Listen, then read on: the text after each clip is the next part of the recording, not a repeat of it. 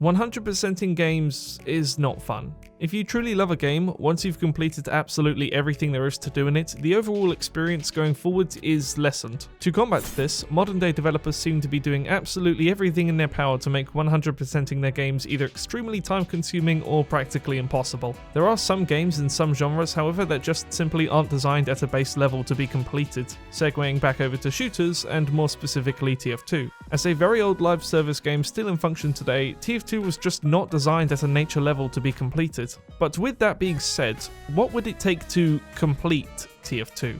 Is it even possible? If so, what would that look like? And if not, how far could we feasibly get? Questions are many and me answers I have, so stick around because this is definitely one of the more interesting videos I've made. First off, we've got to quickly define what it does and what it doesn't mean to 100% TF2. The way I see it, there are 5 main areas we'd have to tackle in order to complete this game. I'll be covering each one in depth in a moment, but let's quickly go over some goals that don't count towards this. By my understanding of it, in order to complete TF2, you wouldn't have to necessarily do everything. Using Breath of the Wild once again as an example, part of completing the game doesn't involve killing every enemy with every weapon. You just have to simply collect all of the weapons and all of the drops from all of the enemies. So relating this back to TF2, in order to 100% the game, you wouldn't necessarily have to get a kill with every weapon on every map in every situation in order to, complete the game. Another thing that wouldn't count towards completing the game is mastering every character and every weapon. That might sound a bit contradictory if we are trying to complete a game and trying to get the most complete experience someone possibly could, but since there is no official Valve measurement of how good of a player you are, I don't see this counting towards our goal. But if you disagree with that and think that mastering all 780 billion attention-seeking names worth of trick stabs is important towards completing our goal, then that's fine, but the stinky exit for stinky people is over there, just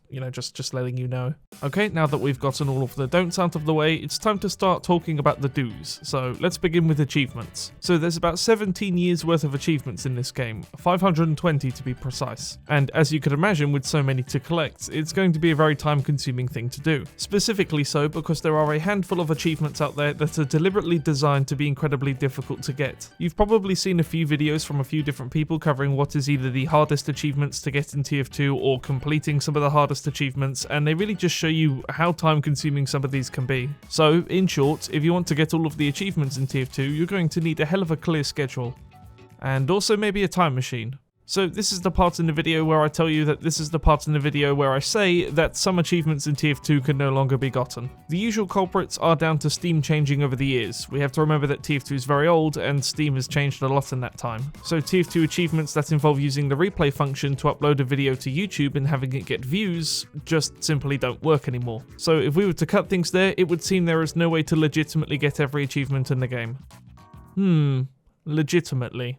So this isn't something I'm particularly familiar with myself, nor am I about to go digging, but I understand that there are certain sites out there that allow you to get Steam achievements illegitimately. And for the sake of our completionist run, yep, I'm allowing this. So assuming we can just go to one of these sites and gain every achievement in TF2, that would count towards our completionist goal. But all the less, it is a shame that we can't just get some of these achievements legitimately. So we started with the easiest section, achievements, and now we're maybe moving on to the hardest, which is items. Discounting cosmetics and weapons because they have their own section in this video, we still have a lot of items to account for. But before we account for all of those, we have to account for items that can either no longer be traded or just simply can't be obtained anymore. Statistically speaking, TF2 is an older game than you are, and so throughout its incredibly long life, there have been a myriad of items that can simply no longer be obtained in the modern day. So you might think that would make completing TF2 entirely impossible, but we're going to talk more about this in the Right Mann section. Just for now though, for the sake of theoretics and my sanity, we are going to completely discount any and all items that are either untradeable or currently unobtainable. So this means we're discounting things like untradeable one-of-a-kind items, currently unobtainable incredibly rare items, and also items with different evolutions to them that the player can only obtain one of. They're all out of the picture for now. We're only looking at the items we can currently obtain.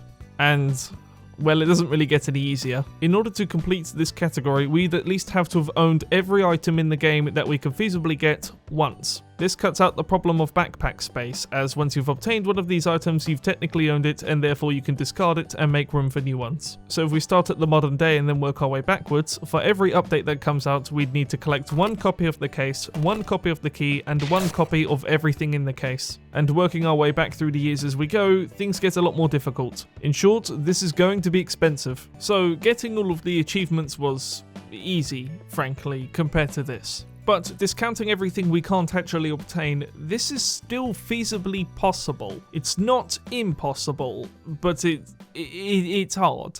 But this is where things get even harder as we move from items to cosmetics. Let me put this in the bluntest possible way I could. By my understanding, in order to complete Team Fortress 2, you'd have to own every hat in every possible rarity and unusual effect it can come in. Let's take the Mean Captain as an example. In order to strike the Mean Captain from your list, you'd have to own 1 normal one, 1 strange one, and then a normal and strange version for every single unusual effect obtainable on the hat. Now there are some caveats to this rule. For example, if it is technically possible to get an unusual effect on a hat, but none of them exist, then that comes under the unobtainable rule and therefore doesn't count. And likewise, if that unusual effect cannot be put on that hat under any circumstances, then it comes under the same rule. However, this doesn't count for 1 of 1s. If there is a 1 of 1 Mean Captain with an effect you need to collect, then you need to collect. Oh yeah, this counts for taunts too, by the way. And the miscs that can be unusual. But, provided you are willing to spend an unearthly amount of money doing this, then the rest of the cosmetics will be a breeze in comparison. Again, anything that has a strange quality must be obtained in that strange quality. But outside of easily collectible hats, cosmetics and miscs, there are some other things we also have to collect in this category as well. Hats like the travelling hats, the TF2 Wiki hat, the Finder's Flea, and the Crits Cast hat can all still technically be obtained, even if it is incredibly hard and situational. So you would also have to own at least all of these hats once. So tell me whether you think that's harder down below than spending literal thousands on this game to collect every single unusual. And while you're there, subscribe. This video took a lot of time and research to produce, so I'd really appreciate it if you'd like to join the channel as a thank you. And just in case you're interested, I have a whole other playlist on my channel of like-minded content to this video, which you might also enjoy. So check it out, you never know.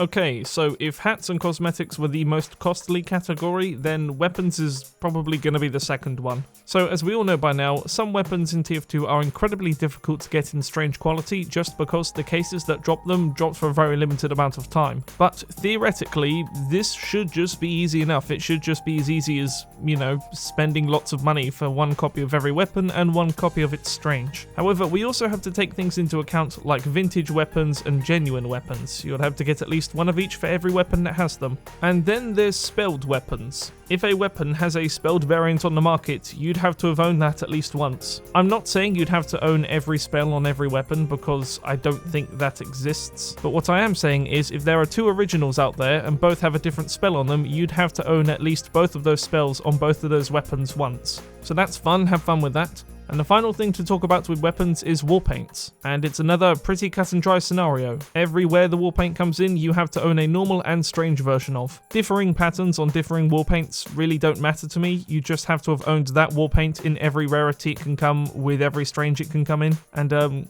oh yeah, also the unusual effects. Again, at this point we're pretty much repeating what we've just already repeated, but it is worth repeating. Remember, you would have only have to have owned it once if it does exist. If there is, for example, no strange factory new bomb carrier isotope war paint in existence, then you don't have to own it. But if there is, we'll start saving up your keys. Now, if all of this seems tough, or maybe even impossible, that's because it technically is. It technically, in the modern day, is impossible to 100% TF2. Throughout this video, we've been making various rules and cuts to discount items that we can no longer obtain, which by definition doesn't really get us the 100% experience we are going for, which unfortunately means in the modern day, it is impossible to 100% TF2.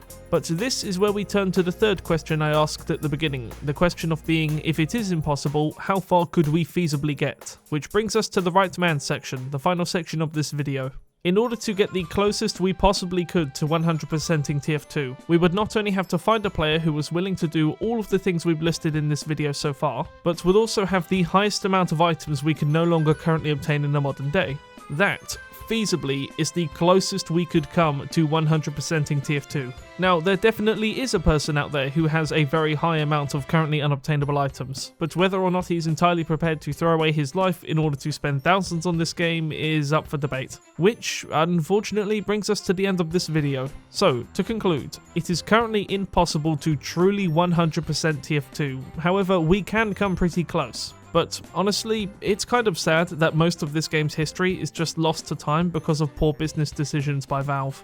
Anyway, thank you very much everyone for watching this video. I hope you either learned something from it or just enjoyed something about it. Please do let me know down below what, if what. And I'd like to give an extra special thank you here to my Patreons and YouTube members for directly supporting this channel, with the elite tier of those being Saber Silver, Sukus, and Hatsune Miku. And with that being said, I will see you later down the sunny road. Bye-bye. So there are 9 mercenaries in TF2 and 9 correlating circles to hell. So cue thumbnail. This is a fun one. So as the inevitable heat death of the universe draws ever closer, so does the inevitable heat death of all of our favourite mercenaries. Which is a shame, actually.